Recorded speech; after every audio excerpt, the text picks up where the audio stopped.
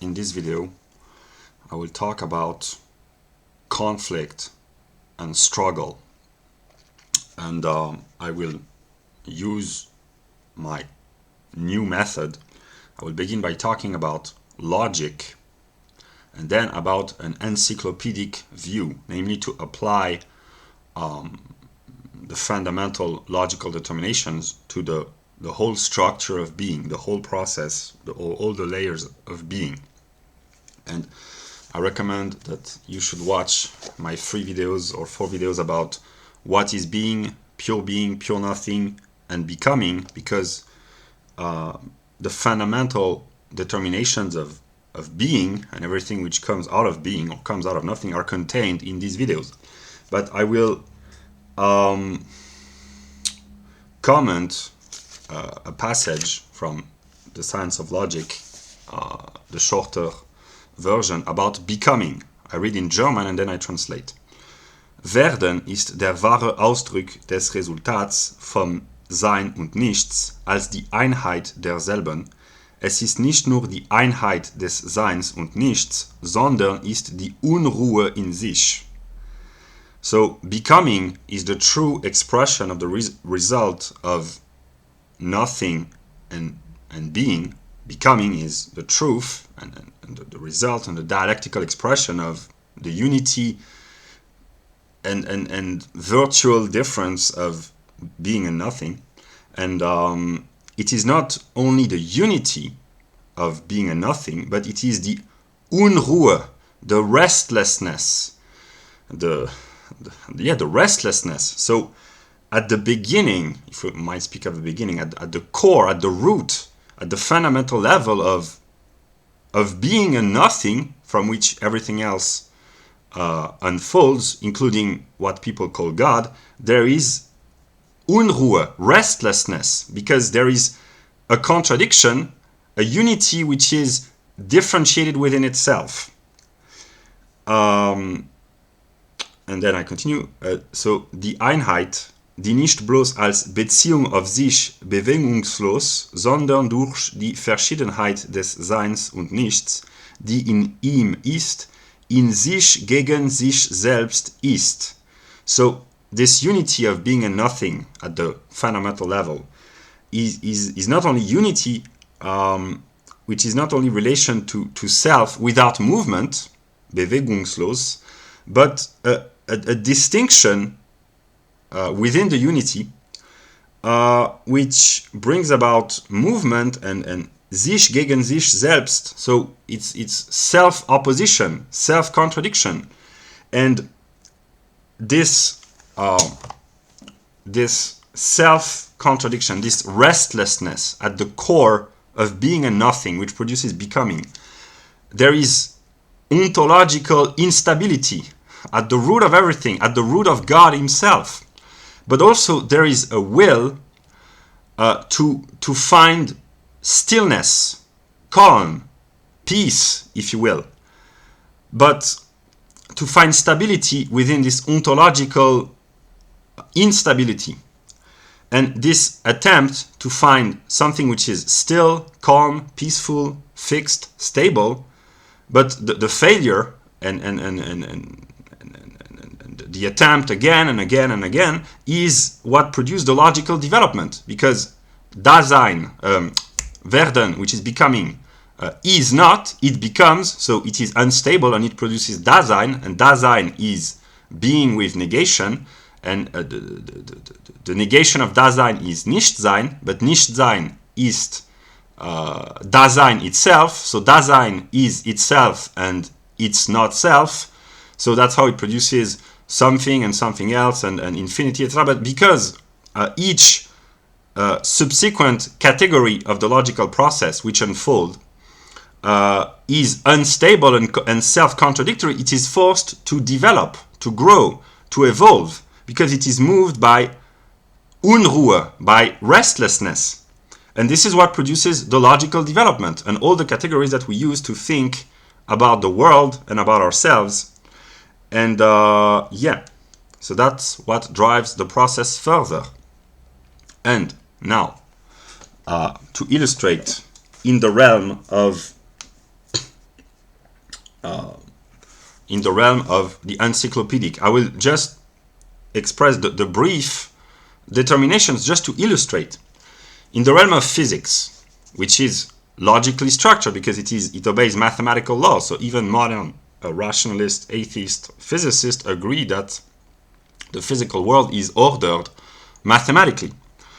The gravity and attraction, each body is attracted by other bodies, and in a reciprocal influence attracts other bodies.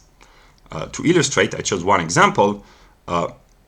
The Earth, with its gravity, this gravitational center, attracts the Moon, and the Moon would like to, that's an improper way, but is driven by will to, that's not a will, that's a physical determination, to go in a straight line, to continue her movement in a straight line in outer space, to go out of the orbit of the Earth. But there is a contradiction because the Moon would like to go in straight line, but the gravity of the Earth attracts the Moon towards the center of the Earth. And this struggle, this conflict, this Unruhe produces the harmonious movement of the Moon around the Earth.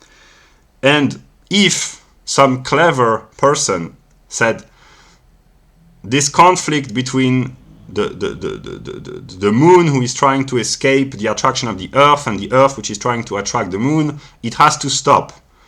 We want peace. We abolish gravitational attraction. And suddenly the Moon collapses on the Earth, and the person will say, oh, stop that.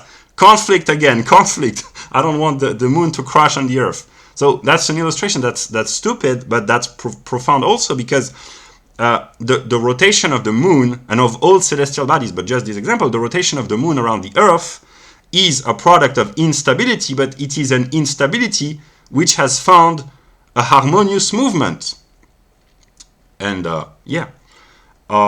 another illustration of physics. We are attracted because of our mass towards the center of the Earth.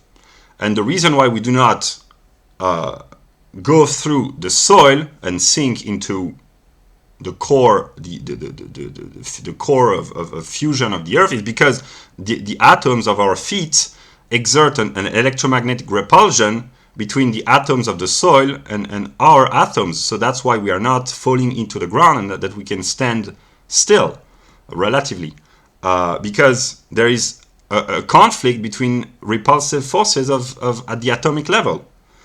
So yeah. Then in the realm of chemistry, then again there is Unruhe, restlessness, struggle, conflict. In a chemical reaction, a chemical substance reacts with another, and the atoms and the molecules are disconnected, separated, and restructured, and new connections are made, and this is what produces chemical reactions. And without chemical reactions, in the official rationalistic atheistic story, life would not have come into being. It's a series of very complex chemical reactions which has brought the first cells, which began to self-reproduce, etc. That's the story that the physicists and the biologists say. So in the chemical world is full of Unruhe, and that's why there are chemical reactions in the natural world, and that's why humans can produce chemical reactions for better and for worse, but the pharmaceutical industry, with its good and bad aspects, has been able to expand the lifespan of humans, for instance. So that's a way that one can use the Unruhe, the restlessness at the core of the atomic and molecular level, to produce movement. Then, in the realm of biology, life is a struggle. It's a struggle against, that's the struggle for life of Darwin, a struggle against the environment. But life is also a self-movement, and Hegel says, which is quite logical, that what is self-moving is moved by contradiction, which is a unity of opposed determination. So that's the negative in logical terms. The life is driven by contradiction, by need, by lack. Animals and living things are driven by the will to eat, to absorb resources from the environment, to sleep, to reproduce, and that's why life is movement. And yeah, and there's also conflict with other species, with members of the same species. Life is a constant struggle on a biological level, and in the world of life, non-human and human, there's fear and anxiety. And one could say, why did God create fear and anxiety? A world without fear and without anxiety would be much better, maybe. But fear and anxiety in the realm of biology is what enables the organism to overcome himself, to escape from predators, to transcend himself. When there's fear and anxiety and pressure, the level of adrenaline and eventually testosterone rises, which enables to develop strength and to overcome. So that's a way of transcending the contradiction. And also, our body as humans, I will talk about this later. So there is competition, a struggle for life in the world of nature, and but also there is cooperation. For instance, between bees and flowers, they cooperate. Bees are moved by an inner contradiction. Flowers also, they want to grow, and they cooperate in a way. That's not cooperation is a human terminology, but that's a way of representing. So there is competition in nature, in the biological world, but there's also cooperation in the non-human world of complex species.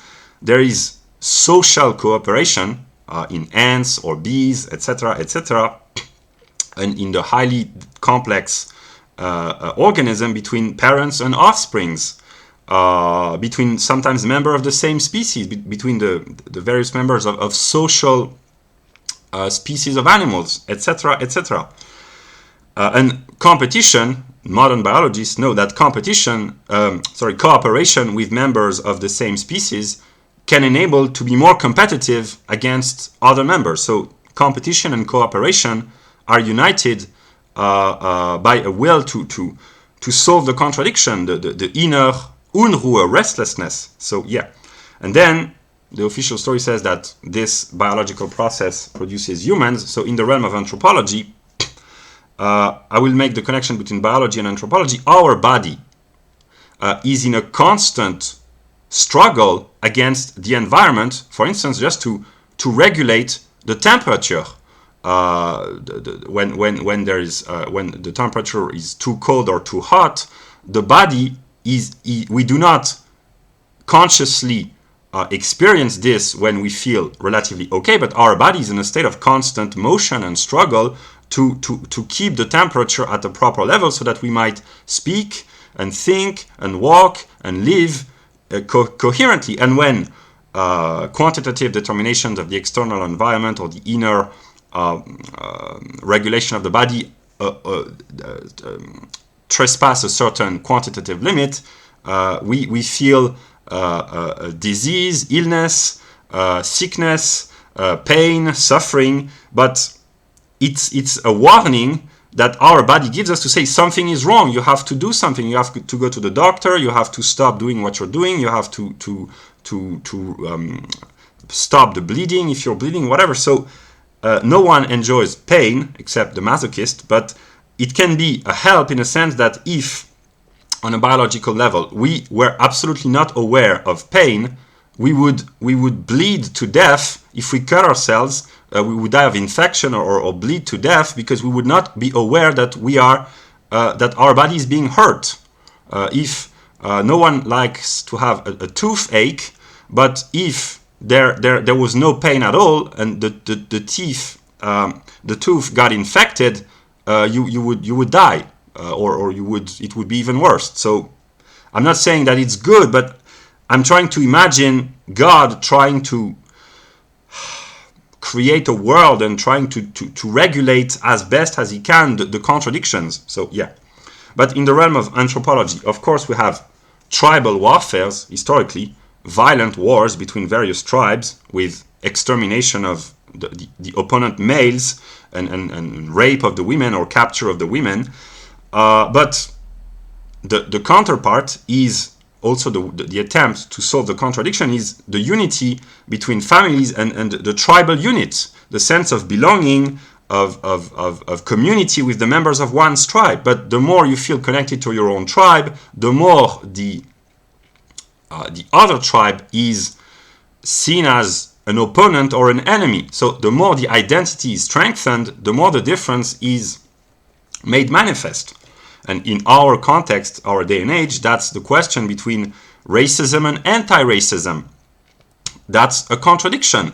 There are people who say we should be anti-racist and accept everyone, but this leftist view produces its own opposite because it negates the interests of whites in the Western world. So whites are shifting towards racism. That's the current process of consciousness in the Western world. But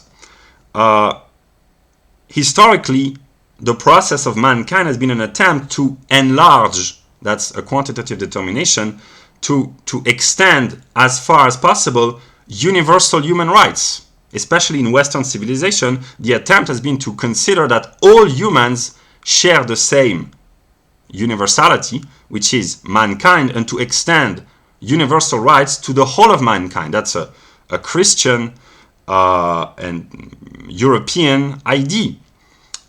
Jewish also, but these are Europeans through Christianity which expanded this view that all humans should be treated equally. That seems obvious today, in the West especially, but it has not always been the case. The history of mankind is the history of the other is not human, and it can be exterminated without problem. And the history of the anthropological consideration of the other in a Christian perspective is the attempt to consider that the other is an other self, no matter what his origin or race or etc. etc.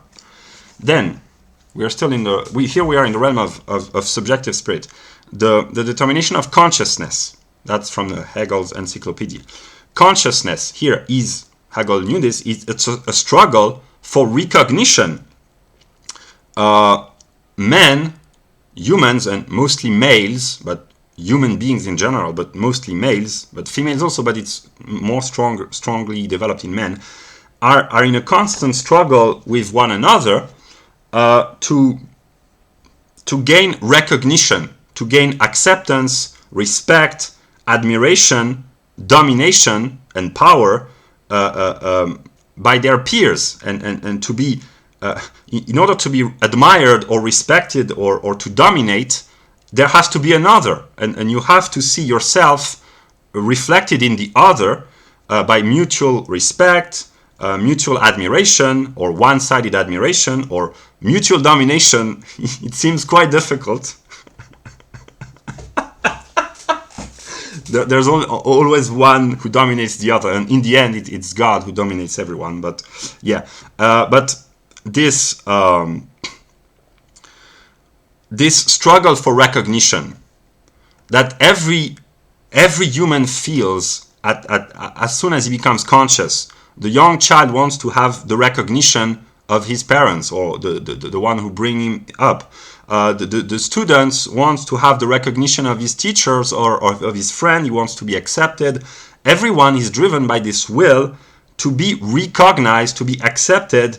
And then there are different levels of, then we transition to the state of psychology, but there are those who wants to be feared by anyone else, to be admired, to be respected, and it can create conflict, but I will talk about violent conflicts later, but how should I explain this? There can be more or less refined and civilized way of gaining recognition. And I will talk about this in the realm of competition, but that's more, competition is more in the realm of no, I can talk about competition because competition, if it's sports, it's a cultural product, it's partly artistic, but it's also psychological. So in any form of competition, be it musical, in high schools, the test exams, throughout the various competitions between schools, sports competition, any sort of competition is an attempt to gain recognition. So the idea is that no one likes conflicts, but everyone enjoys being admired or respected or praised or rewarded, and without this inner Unruhe, this restlessness, there would be no recognition, no respect, etc., etc. Now, in the realm of psychology, everything is connected in the sense that all the previous determinations of all the various layers of being, which are moments of the development of the process of being, are contained in each unfolding step. So psychology contains all the previous determinations. Psychology. I will not make a lecture on psychology, but psychology is a struggle, a conflict within the self against depression, anxiety, shyness, against arrogance also, and it is a constant struggle. Every human is constantly struggling, or most humans are constantly struggling against themselves to find strength and courage when they feel anxious or depressed or hopeless or shy, and to find humility and humility when they become too arrogant. And it's a process of self-development. You have to work on yourself to improve yourself psychologically, to fight against your lower tendencies and to develop your higher faculties, to become more sociable, more kind, more open, etc. That's a constant struggle against the self. And it is also the work of education, which is the parents and the society, which teach the young and the not so young sometimes to how to behave decently, one might say, psychologically, to not to suppress the conflict, because it's very difficult, but to transcend the conflict. If you are shy or anxious, you can find the strength to become more courageous, and you will have gained a sense of self-worth if you can overcome your anxiety. And so that's the struggle against the self. But then there's also the struggle against the other, against toxic people who are arrogant, annoying, vulgar, violent, manipulative, all sorts of perverts, nasty, toxic, negative people.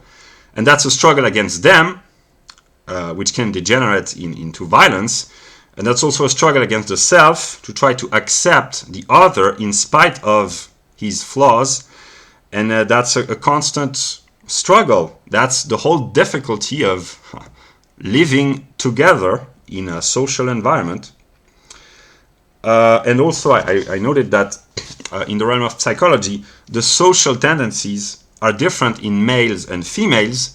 Women are more socially connected. They place a higher emphasis on connection, cooperation, being linked with others, having a good reputation, whereas men are more individualistic. They care less about their reputation. They want more. They are more driven by the will to achieve and recognition than the will to make friends, and they are willing to go in a more direct conflict, whereas women try to solve their conflict by indirect means, by talking through behind each other's back. I'm not saying that all women do that, but men are more direct. Women are more, And if I had to praise God, I would say that in this day and age, God was probably aware that a lot of people struggle from psychological problems, so he created people like Jordan Peterson. And in this day and age, with the internet connection, millions of people can have access to the lectures of Jordan Peterson. It's not the only good psychologist, but he's a good psychologist. So he can help solve a lot of problems for many people. So, Then, the realm of psychiatry, or psychoanalysis, maybe they are connected. Then there's the risk of conflict against the self, self-harm, self-mutilation, and harming others. These are psychopaths, and but this inner conflict within the human psyche is balanced by the creation of psychiatric institutions, and the crazy, the insane those who suffer from psychosis, they are offered help, one might say, by being brought into psychiatric institutions. That's a recent development in the history of civilization, at least in the West. Okay, now we enter the realm of objective spirit. Politics or social life is an attempt to make psychological humans who are Unruhe, restless, conflicted, contradictory, make them live peacefully or as peacefully as possible within a common social structure. That's the entire difficulty of the political question. And the history of political philosophy is filled with reflections and thoughts about the nature of human being. Are human beings inherently wicked and evil? And then what do we do? Are they neutral? Are they good but corrupted by society? That's the difference between Thomas Hobbes and someone like Rousseau, Machiavelli, and the liberal thinkers like Bentham and Stuart Mill, etc., etc. That's the whole history of, and someone like Plato, who was a totalitarian thinker, wanted the state to control the behavior of all citizens for the greater good. The kings should be made philosophers, the philosophers should be made kings, etc., etc. So here I'm talking about philosophy, but it's because the first moment in the encyclopedia is the development of law, and law is an attempt to regulate conflicts between humans, and in order to live peacefully in society, one has to limit one's own freedom. That's the whole problem of the political theorist and of the government, is to find a proper balance between individual freedom and restriction, to limit the impulses, the wicked tendencies and the conflicts of the individual psyche for the good of the whole society, to regulate the conflicts. And that's the political problem, but it can develop further. And the history of law and legislation has been an attempt to grant more and more freedom to the individual while not trying to disrupt the balance of society. That's the complexity, and it can mean an opposition between a central government, a strong central government, and a federal, more libertarian or with more freedom to the regions. This is typical conflict in political thought, and lawyers are an attempt to peacefully resolve conflicts between members of the same social or political community. So that's one way of envisioning an attempt to solve the contradiction by transcending the restlessness, by allowing each party, each part in a conflict, in a civil or legislative conflict, to be represented by a lawyer, and to transform violence or revenge into a judicial procedure with a right to speak, a right to defend oneself, a certain legislative, a certain set of laws, etc., etc. So the historical development of law and legislation at the political and institutional and individual level has been an attempt to regulate the conflicts between the various contradictory tendencies of the human psyche. Then, in the realm of morality, the conflict is between good and evil. And how did God try to solve this conflict? By creating inner torment.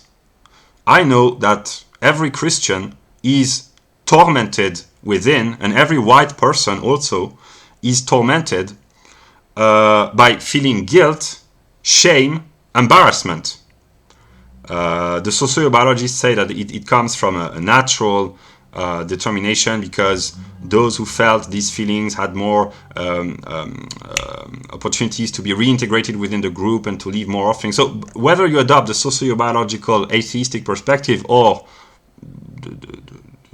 the religious perspective, people, I'm not saying that only whites and only Christians, most people, but especially whites and Christians, they feel constantly guilt, shame, and torment.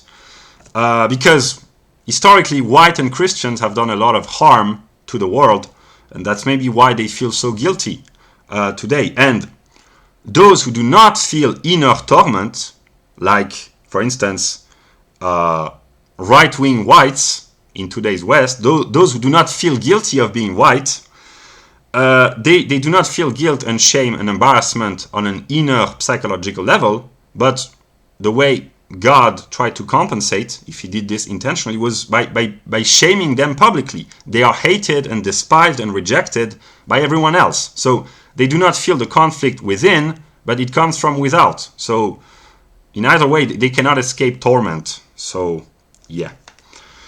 And then, no one likes conflicts and struggle, but everyone loves virtue. And what is virtue?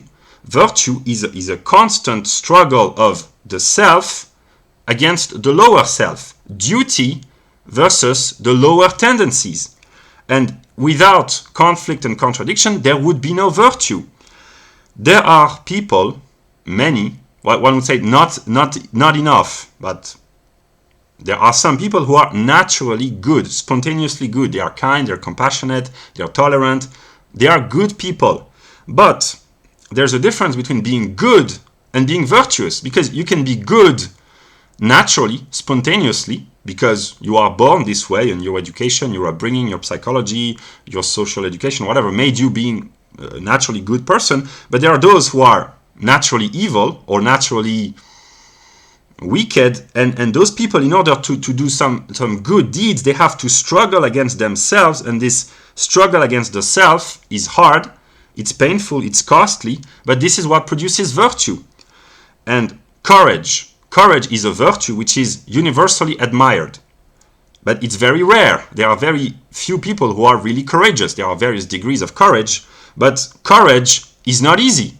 If it was easy to be courageous, more people would be courageous, and because of a proportional determination, courage would not be admired, because it is admired because it is a rare virtue.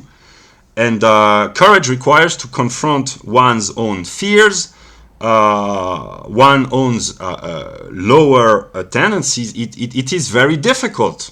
And that's why it is admired, because it's really difficult to be courageous. And that's why cowardly people, it's not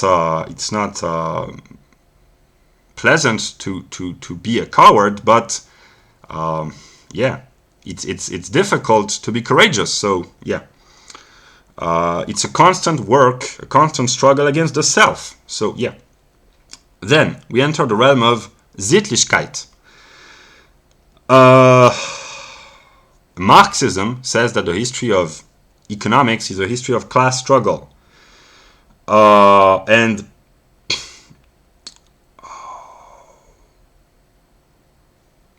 Marxism has produced some pretty ugly results all over the world, but in some countries it has produced a certain progress, material or social, for the workers, and a sense of belonging.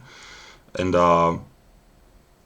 yeah, people who identify as Marxist, usually their existence is difficult, but they find some comfort in Marxism, which is kind of ironic, because Marx is the one who said that the opium of the people, the veil of tears, the illusion, and so on and so forth about religion, but Marxism is the opium of the working class in a way. But yeah. And also the rich, historically, at least in Western civilization, they have felt a sense of guilt, even when they were not Christian, or a sense of duty towards the community, in a sense that when wealth reached a certain level of quantitative determination, the people who become wealthy and rich feel the need, the duty to redistribute their wealth to the public community. It has existed in ancient Greece, ancient Rome, America, people who finance libraries, universities, academia, research, whatever. So the rich, and today the rich in America, they participate in humanitarianism. They send, they finance foundation to struggle against the diseases, to help the migrants, whatever. So the rich feel guilty. They feel even more guilty if they are white and Christian. So a rich white Christian, he feels a lot of guilt. That's why he's so restless, and he wants to solve all the problems of the world by sending money to Africa and denouncing racism and welcoming migrants and advertising ecological policies or whatever, because he feels guilty. So guilt is is the tool, the cunning of reason that God used to produce good in the world. If you do bad, you feel guilty. If you feel guilty, you will try to do good. That's how it works. That's why Christianity is a very smart religion. You can say whatever you want against Christianity, but the guy who designed Christianity was not dumb. I said that I would praise God as long as I can, so here's a praise for God. Christianity is pretty smart. Yeah. Then, in a non-Marxist perspective, capitalism. People hate capitalism because it's the realm of competition, struggle. But competition in the economic sphere is what has brought tremendous innovation, prosperity, wealth, higher standards of living over the past 2 centuries. And of course it has produced enormous inequalities, but the level of innovation is enormous. And that there's the struggle that you don't enjoy a capitalist society, but Soviet Russia, I'm not talking about the Gulag moment, I'm talking about the 70s, 80s, when it was relatively stable, but precisely the economy was at a very poor level, or Eastern Germany, the standards of living were very low. But then there's all the conflicts and the contradictions of the human mind, is that the Germans who lost their good old communist homeland, they did not feel very good in the new capitalist Western Germany. Some of them did, of course, but some were nostalgic. And I know that there are some people who are nostalgic of Soviet communism. I'm not talking about the will to power of the leaders. I'm talking about the ordinary people who said, well, life was pretty mediocre under communism, but at least we had a place, we had a safe work. It was not brilliant, but it was okay. So that's the depth and the conflicts of the human mind, because if you live in a prosperous capitalist society, you feel guilty because you are privileged, you are rich, you are white, you pollute the planet, you feel guilty, and you feel my life is empty, it's full of consumption, desires, it's meaningless, you feel guilty. But if you live in a poor country, you feel not guilty, but you feel disappointed or envious, so you say, I want higher standards of living, so maybe I will migrate. Or, so, yeah, in all spheres of human life, there is insatisfaction and restlessness and conflict. And also, capitalism is the realm of competition, but also capitalist societies try to prevent cooperation between the big companies. And in this sense, cooperation, everyone says it's good, and usually it's good to cooperate, but it can be evil also when big corporations cooperate to delude and steal the money from the people, and to set higher prices, and to get monopolies. That's what people call crony capitalism, and that's what people call cartels. So there are laws being established against monopolistic tendencies and oligarchic monopolization of economic power. So yeah. Then, in the realm of sociology, the restlessness, the Unruhe, is expressed by the will to rise in the hierarchy. Every, or almost every individual has a will to rise in the hierarchy. That's what the Americans call the American dream. You can make it if you work hard. That's a lie, because there are people who work very hard and they don't make it. But that's the official story. But some do. If they have the talent, the intelligence, the conditions that are proper, they can make it.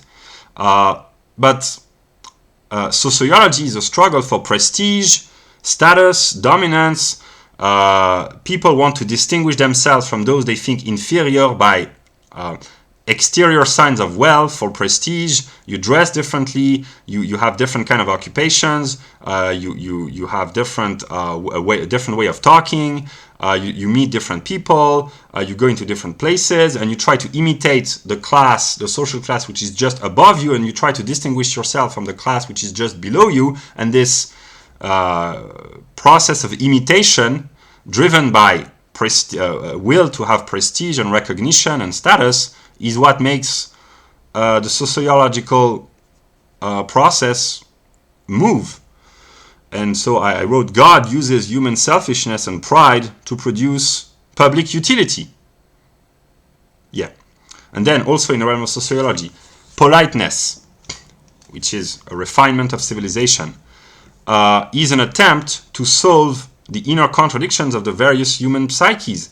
Being polite means to negate one's own negativity and to polish one's own language, not to insult others, etc., etc. And I know historically that 18th century France was the highest peak of refinement, and it created, in a dialectical process, probably someone like Rousseau, who struggled against the hypocrisy of the highest bourgeoisie and the aristocracy for being hypocrites. Precisely, he said, you should be honest. You should speak the truth, even if it hurts. You should be honest. And he tried to struggle against the degeneracy. In his view, he did not use the word degeneracy, but the excesses of politeness, which becomes hypocrisy. That's a change of measure. If you are not polite enough, you are rude and you are vulgar, and you can even be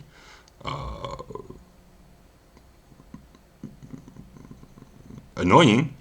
But if you are too polite, that's hypocrisy. So you have to find a proper measure, a proper distance in respect with the other. And once the barrier of politeness is broken, it can degenerate into violence. And when political correctness is broken, when we stop calling, when we change the words, that's what happens in the West, which is to say that the migrants are not migrants, they are invaders. You change the word, you change the mindset, and it can degenerate. When to talk about black people, you use derogative language. Your mind is changing, your political views are changing, you are becoming radicalized, and so on and so forth. So there can be political and social violence, and that's when the police force intervenes. That's an attempt to regulate conflicts. So politics is also an attempt to regulate conflicts, and politics, in the Hegelian view, contains all the previous determinations, from logic to physics to anthropology, psychology, and now politics. There are people who hate politics because it's the realm of deception, manipulation, hypocrisy, which is true. But people can also be passionate about a politician. Politicians can arouse passions, someone like Trump. And it's kind of dangerous. And that's why the West has attempted for the past 50 years or most to promote bland, boring politicians with no sense of higher purpose except that of maintaining mediocrity. And people say, they might complain, oh, our politicians are mediocre. Yeah, but when you have someone like Trump, you can say whatever you want against Trump, but he's not mediocre. He's a character. He's larger than life, one might say. But then he brings conflict and division. And then people say, maybe we want a boring politician to replace Trump. Trump brought too much controversy. We need mediocrity again. So that's a constant insatisfaction and constant struggle and constant conflict. And when politics, when the economic, social, political conflicts within one country are too intense, when they trespass a certain measure, politics turns into geopolitics. And here we have the peaceful solution, which is diplomacy. And the history of international law is the progressive development of diplomacy, an attempt to establish laws of war, of establish peace treaties, alliances, to work together to prevent conflicts on an international scale. But geopolitics is also the realm of war, and war is politics continued in another means, in a more intense way. And war brings death and destruction. But if life is a constant struggle, and if death is the negation of life, maybe death is the end of the constant struggle. I don't know. But war, people hate war because it's destruction and death and conflict. But war can bring freedom. There can be wars of liberation. Most countries, or not most, but some countries celebrate their national day as an act of conflict or war. That's the case in France, in the United States. A war can be a war against oppression. It can be driven by resistance, a will to achieve freedom, a will to resist. War can create courage and heroes. And most of the people who have been admired and still are admired today are people who played an important role in a time of war. Churchill, De Gaulle in France, Stalin was partly respected because he's the one who defeated Hitler. George Washington is still admired, less and less, but by some American. He was a political leader who fought a war. There have been wars fought to end slavery. There have been many wars to enslave, but wars to end slavery as well. So yeah. And a war also, because of the destruction and the violence, creates a longing for peace. And after the Second World War, Europeans have attempted to establish perpetual peace in Europe. And after 70 years of peace, decadence, moral decadence, cultural decadence, social decadence, political decadence has become prevalent, and chaos and violence have sprung forth in the midst of Western civilization, with crimes, criminality rising, rapes in the heart of Europe, and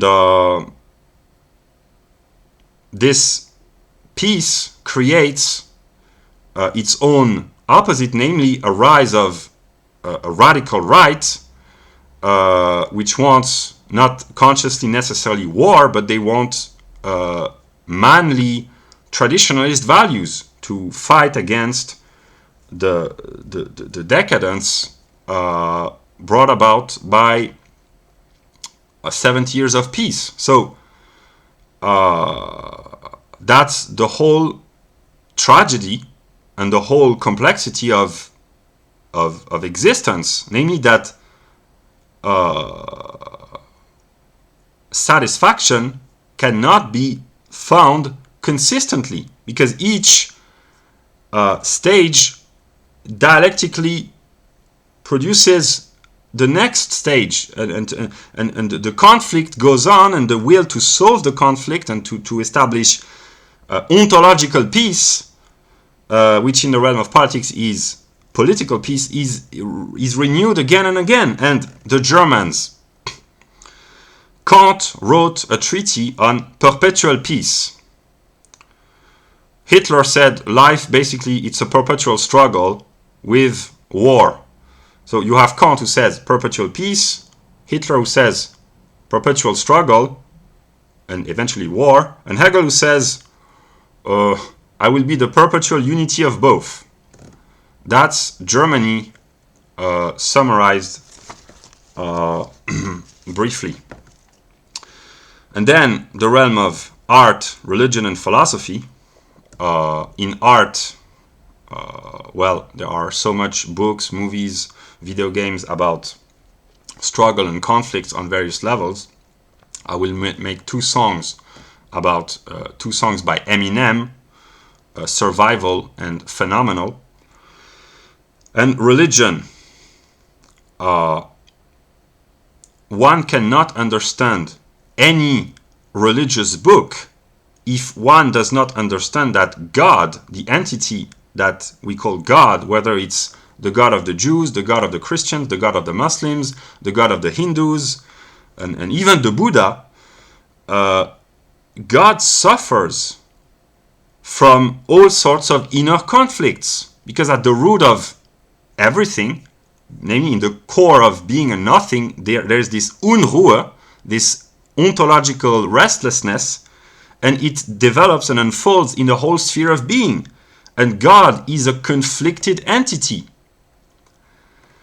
If you understand that, you understand religion a lot more easily, because there are only the highest stages of Hindu spirituality and Buddhist spirituality, which represent a God who is at peace and either laughing or in a state of complete stillness. But that's the only exception. In all other religions, either God is conflicted or man, the human, has to wage a spiritual war against himself, against his lower self, his lower tendencies. And that is true in Islam. That's a part of the jihad. There is the war against the external opponent, and there's the war against the self. It's true of Christianity, to struggle against the lower tendencies, and it's even true in Buddhism. Yeah. And finally, about philosophy, here I will explain the Hegelian view of philosophy, namely that each particular system of philosophy is a moment in the development of what he calls the idea, and that each system unfolds to complete and fulfill and aufheben and dialectically negate while preserving the previous system. And the whole history of philosophy is the self-unfolding of truth, which is philosophy for Hegel. And the one true system is the system which includes within itself all other systems as aufgehoben, namely as idealized moments. And yeah.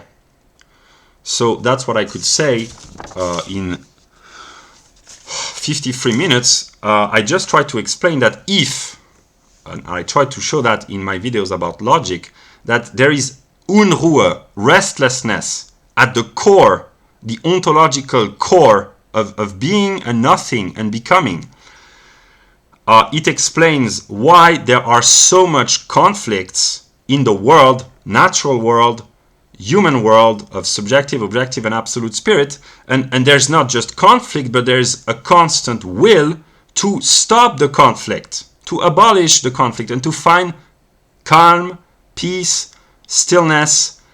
Yeah, so life is difficult, life is a struggle, and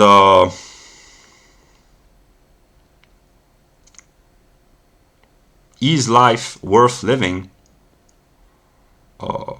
That's a good question.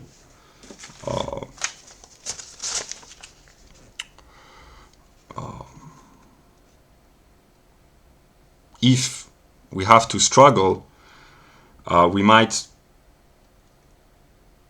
if we are forced to struggle, whatever we do, we might try our best to express the best which is in us, knowing that there are bad aspects, but to try to find the strength to bring the good out of the struggle and to transcend the contradiction in the best way possible. That's what I could say. So, yeah.